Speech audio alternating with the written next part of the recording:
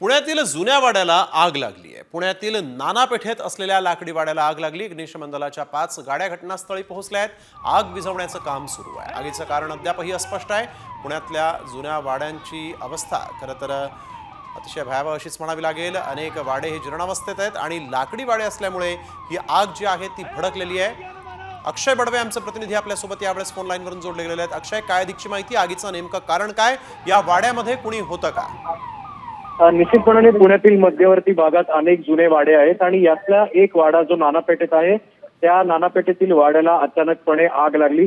हा वाडा अतिशय मोठ्या आकाराचा असल्यामुळे अनेक ठिकाणी जे खरं तर आगीचे जोळ होते ते पसरत होते। त्यामुळे अग्निशमन दलाकडनं सुरुवातीला 4 गाड्या ज्या आहेत त्यांना पाचारण करण्यात आलं होतं। मात्र त्यानंतर आगीचा भडका उडाल्यामुळे आणखी काही गाड्या तिथे बोलवण्यात आल्या होत्या आणि अग्निशमन दल जवानांनी जे आता आगीवर पूर्ण नियंत्रण मिळवलंय।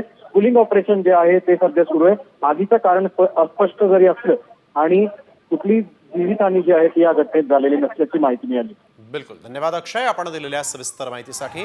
तर पुण्यामध्ये एका जुन्या लाकडी वाड्याला ही भीषण आग लागलेली आहे। सध्या या आगीवर अग्निशमन दलाच्या अधिकाऱ्यांनी पूर्णपणे नियंत्रण मिळवलेलं आहे। सध्या कुलिंग ऑपरेशनचं काम सुरू आहे। तुर्तास सुदैवानं जीवितहानी कुठलीही झालेली नाही अशी माहिती आहे।